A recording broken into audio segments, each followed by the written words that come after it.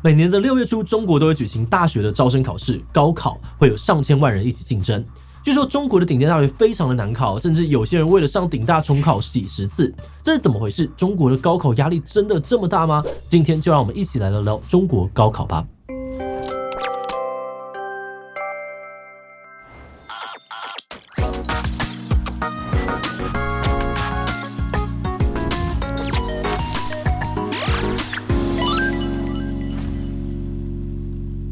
嗨吼，大家好，我是志奇。每年的6月7日到9日中国会举行普通高等学校招生统一考试，简称为高考。这个考试呢，跟台湾的学测还有指考类似，是中国大学招生时的重要考试，每年都会有上千万人参加。这里面呢，大多是高中3年级的学生，也有一些呢是已经高中毕业的重考生。今年高考的报名人数呢，更是达到1342万人，创下历史新高。而想要在上千万人里面名列前茅，考上顶尖大学非常不容易。在所有考生当中，顶尖大学的录取率只有 1.7% 左右。尤其像北京大学清华大学这种在中国数一数二的大学，1万个考生里面可能只有7个能够考上。所以中国许多人呢会把高考视作是人生最重要的考试。有些人为了考上顶大，不惜重考几十次，成为高考钉子户。甚至也有些人为了参加竞争压力相对较小的地方的高考，想各种办法举家搬迁到其他省份，加入高考移民的队伍。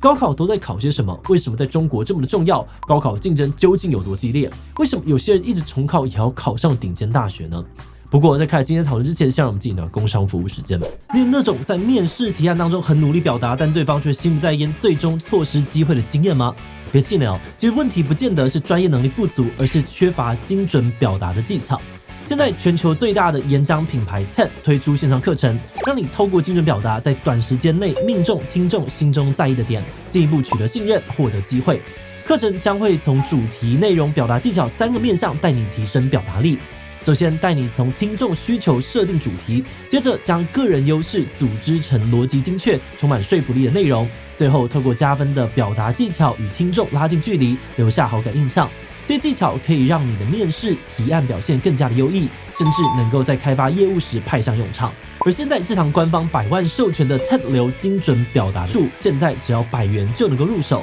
输入折扣码 TEDTalk77再打8折，超级划算，赶快把握早鸟优惠吧。现在的中国高考采取3+3或者3+1+2的模式，2个模式都必考科目国文、数学、英文。3+3模式当中呢，考生可以在物理、化学、生物、历史、地理、政治等6个学科当中任意的选择3个来考。在3+1+2的模式当中呢，考生得先从历史还有物理2科中选1科来考，再从剩下的地理、政治、生物、化学当中选2科。考试的题目通常由中央教育部统一出题，在大部分的省份英文与选考的这个学科都有2次的考试机会，并且呢以2次中的高分算最终的成绩。在考完这些学科之后呢，考生便会根据得分，从中国几千所大学当中筛选出适合自己的学校。其中科大呢有1545所，可以获得学士学位的大学呢有1275所。后面这种大学在中国被称为是本科大学。本科大学呢又被分为是1本、2本、3本，其中呢1本大学有605所，他们是教育部特别重视的大学，比2本、3本呢有着更多的教育资源。1本大学当中呢，又有教育部更加重点关注的115所211学校、35所985学校。对于考生来说呢，考这些学校难度就是像这样子依次增加。不同等级的学校呢，录取的顺序也不同。高考结束之后，每个省份会公布1本、2本、3本分数门槛，只有达到相应门槛的学生才能够申请这个批次的学校。每个批次呢，考生可以申请4到6个学校，每所大学可以根据自己的要求自主决定对于每个省份考生的录取名额还有分数的门槛。之后1本大学会先开始录取，1本录取结束之后才轮到2本大学，以此类推。那在这样的状况之下，考生想要进入顶大可以说是竞争非常的激烈。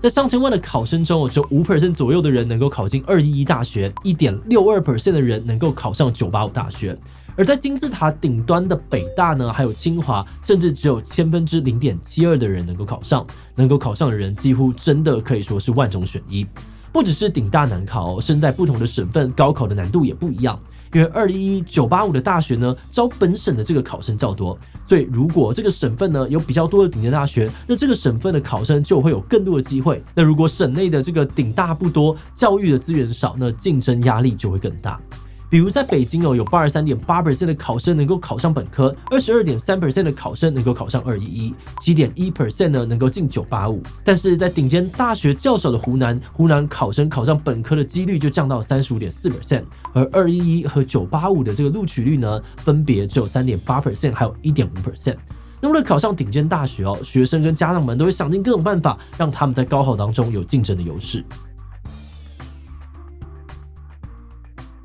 刚提到中国每个省份高考的竞争压力不同，那为了让考生在竞争压力小的省份参加高考，有些家庭呢会特地的将户籍迁到那边，产生特别的高考移民现象。像许多人呢会选择搬迁到中国西部的新疆啊、青海、西藏省，南部的这个云南省或者是海南省等等，因为这些地方的人口较少，教育资源也相对的没有那么发达。许多在东部教育资源丰富地区的考生，会先在东部读国中、高中，高考之前呢，再把户籍迁到这些较偏远的省份，参加当地的高考。这样子的话呢，他们会比这些省份的本地学生更有竞争力。而另外一种方式呢，是向东部迁移。一些呢，在这个中部经济条件不错的家庭，会选择直接将户籍迁移到东部顶大数量多的省份，像是上海等地，并且在当地读国中、高中，并且参加高考。不过呢，顶大数量很多的北京，因为当地对于迁户籍的要求非常严格，所以相对的就比较没有那么多的高考移民。而这样子的高考移民呢，甚至还形成了有规模的产业链。许多的中介公司会帮父母呢去高考难度低的省份买房，安排户籍转移。例如有家长呢花150万台币委托中介公司，在房价较低、高考压力较低的这个西藏买房，让小孩可以迁户籍过去。不过因为迁户籍需要换工作或者在当地买房，许多父母呢并没有相应的人脉与经济条件。一些父母呢并会把希望寄托在当地的教育上面，甚至把孩子送到管理非常严格的学校。一些地方出现了准军事化管理的学校，例如河北省这个衡水市的这个衡水中学，采取封闭式的管理，所有学生呢都在学校里面住宿，每3周才能够放假回家一次，每天起床晨跑、3餐、上课、早自习、晚自习也都有明确的时间表。而且据说呢，就连这个排队装饭的时间，学生也要拿书本读书，不拿就会被老师给惩罚。有许多人批评说，这样子的管理模式呢，是在把学生变成读书机器。但是因为衡水中学毕业的学生呢，一本录取率高达 90% 以上，仍有大量的家长看重这个升学率，将小孩送进这些军事化的管理学校。那除了家长之外呢，很多考生本人也把考上好大学当成是一种执念，即使有多次没有考上理想的大学，也会选择一直重考。有许多中国媒体报道，今年高考近413万名重考生，占了总参考人数的1/3。那虽然这个数字没有得到中央的官方认可但从一些省份地方公开的数据来看，重考生可能有越来越多的趋势。例如一位叫做唐尚群的考生已经重考了16次。2013年时呢，他考上了一本大学，但因为一心只想要读清华而放弃入学，选择继续重考。而另外一个叫做梁石的考生已经重考28次，但今年再度落榜，很可能呢之后会选择继续的重考。另外也有一些考生呢，为了获得教育机构提供的奖学金而成为职业考生。比如有考生连续3年在不同的地方参加高考，并且连续3次考上北大，从而呢赚取了将近900万台币的奖金。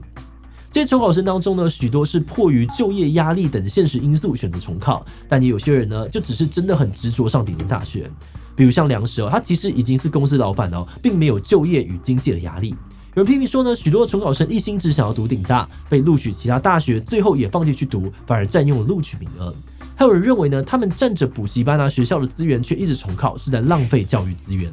但也有另外一些人说，他们是自己出钱读书参加高考，并没有占用社会资源，而且这样子想考上顶大的想法呢，并非他们个人的偏执，也是受到社会观念的影响。因为在中国许多人把学历看得很重要。在现在中国的就业环境当中呢，学历是影响就业的很大因素。根据中国智联招聘的统计，就业率呢与学历高低成正比。985还有211大学毕业学生的就业率高于其他的学校，而且许多的应征者说，他们曾经在应征面试当中遇到过学历歧视。许多公司因为法律规范限制，并不会在征才时呢明确的写出只要顶大毕业的人，但实际上不是985、211毕业的人，可能根本无法进入面试的环节。另外，中国的企业呢还非常的看重第一学历，也就是大学学士班的学历，因为他们觉得这学士班呢是经历过高考筛选，更能够反映出一个人的实力。所以，即使呢许多人有着顶尖大学的硕士、博士学位，但如果学士不是顶尖大学，也可能被企业真才师给筛选掉。尤其最近几年，中国的经济发展速度下降，失业率越来越高。中国城镇16到24岁的青年失业率在去年连续上升，一度达到21.3%，创下历史新高。年轻人找工作变得更难，这可能也迫使一些找不到工作的年轻人，只能够不断的试图通过重考来获得好的文凭。在这样子越来越大的竞争压力之下呢，许多中国家长变成了虎妈虎爸，用强硬的方式监督小孩好好读书。比如中国网络上面呢，曾经流传着一张虎妈对于小孩的人生规划表，里面写说呢，小孩刚出生时就计划他长大之后要考上北大跟清华，并计划小孩呢1岁开始就要中英双语教学，3岁呢要能够看英文绘本，背100首的古诗词，5岁开始呢要学行奥林匹克的数学竞赛，10岁要拿到数学竞赛1等奖跟英语考试初级证书。那为了让小孩赢在起跑点，许多的家长呢会提前让小孩上补习班，在幼稚园就学这个小学的课程，小学时呢提前学国中的内容。这样子重学历的社会氛围可能会让学业竞争的压力更大。中国政府呢也在最近几年出手，试图改变这样子的状况，减轻学生们的负担，但是整治的结果民众却都不太满意。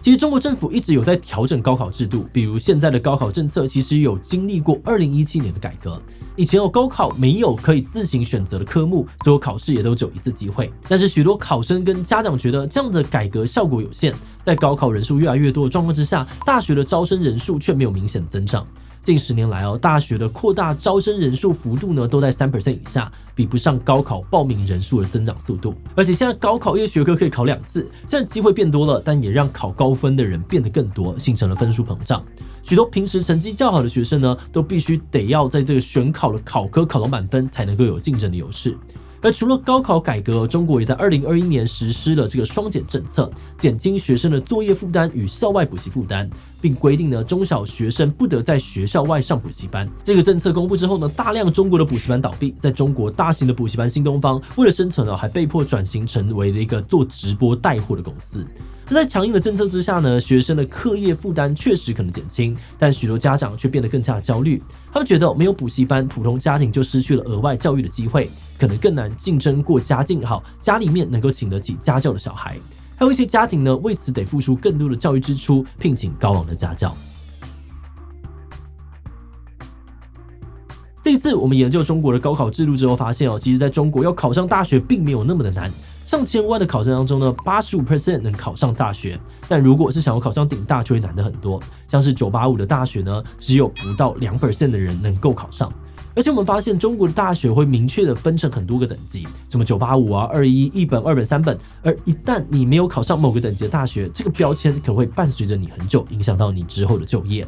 在这样子的环境之下呢，大部分的人都把读书高考看得很重，甚至当成是人生唯一的选择。发展其他的兴趣爱好与人生道路都可能会被当作是异想天开。而且研究过后，我们发现这样子唯有读书高的社会观念、高度的读书竞争压力，可能在中国短时间内也很难改变。比如有些人说应该要继续的改变高考制度，可以考虑呢改成像台湾指考那样子的形式，除了考试分数还可以看申请的书面材料啊，还有面试的状况。但是看起来呢，确实能够让高考不完全按照分数决定，但是这也有可能变成在中国教育资源更好、有钱有权的家庭更容易准备这些材料，也更容易呢获得这个名师的推荐信，而一些没有人脉、教育资源的考生更难上顶尖大学。那从这个例子来看中国的高考可能不只是和教育制度有关，它背后还有很多复杂的贫富差距、就业率难题，这些没有一起改善，高考可能也很难降低竞争难度。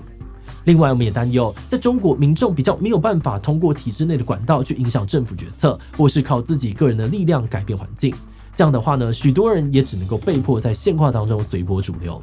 这也可能呢会让这样子的社会氛围一直延续，甚至越来越严重。那当然，这也只是我们的想法如果你有不同的观点，也欢迎留言分享哦。好的，那最后呢，也想来问大家，你觉得可以怎么做来降低中国的高考竞争压力 ？A. 改变考试制度，提供多元的入学机会 ；B. 需要先改变贫富差距、就业率等根源的问题 ；C. 人多竞争大，我感觉很难改变。提其他留言分享你的想法吧。最最后，如果你喜欢今天的影片，欢迎分享出去，让更多人知道中国的高考制度。此外呢，也可以点击这个地方看看虎妈的教育方式以及台湾资优班的问题。那么今天的这期就到这边告一段落，我们就明晚再见喽。